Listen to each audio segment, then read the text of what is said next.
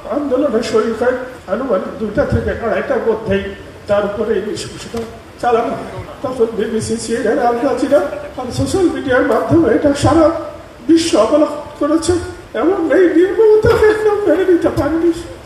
সমস্ত ছাত্র, অভিভাবক, সমস্ত স্তরের জনগণ এর প্রতিবাদে রাস্তায় চলে আসে।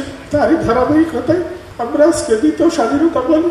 কিন্তু দুঃখজনক হলেও সত্য, আমাদের সন্তানেরা যে আবেগ নিয়ে, যে উদ্দেশ্য নিয়ে এই আন্দোলন করেছিল তার কোনো কিছু বাস্তবায়ন হচ্ছে না বা আমরা দেখতে পাচ্ছি না। স্বৈরাচারের দোষররা এখনো স্ব স্থানে যথাযথভাবে তাদের কার্যক্রম পরিচালনা করে যাচ্ছে এবং আপনারা ইতিমধ্যে অবগত হয়েছেন যে সেই স্বৈরাচার আবার কিভাবে ফেরত আসবে। তারা গেরিলা ট্রেনিং করতেছে, তারা আবার এদেশের শাসন ফিরে পাওয়ার জন্য উদ্গ্রীব হয়ে আছে। আমি জানি না এটা কিভাবে প্রতিরোধ করবে।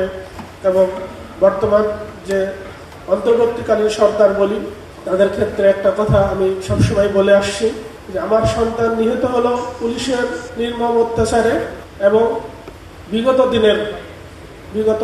1.5 দশকের যে হত্যা, গুম, ধর্ষণ, চাঁদাবাজি, ব্যাংক ডাকাতি, অর্থ পাচার যারা করে গেল তাদের বিরুদ্ধে এবং আমরা যে বিচার চাই সেই বিচারটা এখন কোন পর্যায়ে আছে আমরা সবাই পত্রপত্রিকা এবং রেডিও টিভির মাধ্যমে জানতে পারছি। আসলে আমরা বিচার দৃশ্যমান কিছুই দেখতে পাচ্ছি না। আবার সেই পুলিশ বাহিনী দিয়েই আমাদের হত্যাকাণ্ডের বিচারগুলো নাকি তদন্ত করা হচ্ছে। আমি এটা প্রতিবাদ করেছি যে বাহিনী হত্যাকাণ্ডের সাথে সরাসরি জড়িত তারা কিভাবে তদন্ত করতে পারে। তখন চিফ প্রসিকিউটর সাহেব বলছেন যে আমরা কি তাহলে 80% পুলিশ এখন বাদ দিয়ে দিব, পুলিশ ছাড়া নাকি কোনো তদন্তকারী বাহিনী নেই। আমরা প্রশ্ন রাখতে চাই, বিগত 1 বছরে একটা পুলিশও কেন নিয়োগ দেওয়া হলো না এবং কেন পুলিশ অফিসারও নিয়োগ দেওয়া হলো না।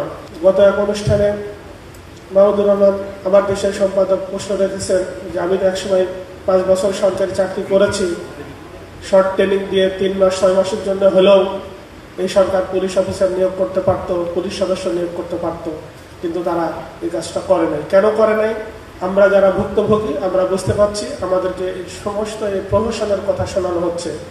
এদেশের শহীদ জিয়াউর রহমানও যে আধিপত্যবাদের বিরোধিতা করার জন্য সে শহীদ হয়েছে, আমি মনে করি সেই আধিপত্যবাদের বিরুদ্ধেই আমাদের সন্তানেরা রাস্তায় নেমেছিল। স্বৈরাচার যে সেই পাশের দেশের ইন্ডিয়ার সমস্ত সুযোগ সুবিধা এই স্বৈরাচারকে দিয়ে তারা এই অবৈধ একটা সরকারকে, একটা ফ্যাসিস্টকে একটা এখানে প্রতিষ্ঠিত করেছিল, তার প্রতিবাদে আমাদের সন্তানেরা রাস্তায় নেমেছিল। এবং এদেশের 90% উপরে মুসলমানদের ধর্মীয় আবেগকেও তারা ধারণ করত। আপনারা বিভিন্ন ডকুমেন্টারিতে দেখে থাকবেন যে ছাত্ররা রাজপথে দাঁড়ায় নামাজ পড়েছে। তারা ইসলামিক মূল্যবোধকে এদেশে দেখতে চায় এবং এটাই জাতীয়তাবাদী সরকারের এবং শহীদ জিয়াউর রহমানের একটা আদর্শের মধ্যে ছিল এক আল্লাহর প্রতি বিশ্বাস ও আস্থা অবিচল, এই কথাটা উনি এনেছিলেন। কিন্তু হয়তো আমরা সেখান থেকে সরে যাচ্ছি। আমাদের সন্তানদের এই আবেগকে আমি মনে করি যে এটা মাথায় রেখেই পরবর্তীতে যারাই ক্ষমতায় আসুক এবং বর্তমান সরকারকেও মাথায় রাখতে হবে, এদেশে সমকামিতা, পতিতাবৃত্তিকে আইন বৈধ অধিকার দেয়া, এর জন্য আমাদের সন্তানরা রাস্তায় যায় নাই। আমরা প্রয়োজনে আবার রাস্তায় যাব যদি সত্যিকার অর্থেই আমরা সেই বৈষম্য বিরোধী, সত্যিকার অর্থে যদি আমরা একটা সমাজ গঠন করতে না পারি যেখানে আমাদের অধিকাংশ মানুষের আশা আকাঙ্ক্ষার প্রতিফলন না ঘটে। সুতরাং সবাইকে আবারও ধন্যবাদ দিয়ে আমার সংক্ষিপ্ত বক্তব্য শেষ করছি। আসসালামু আলাইকুম।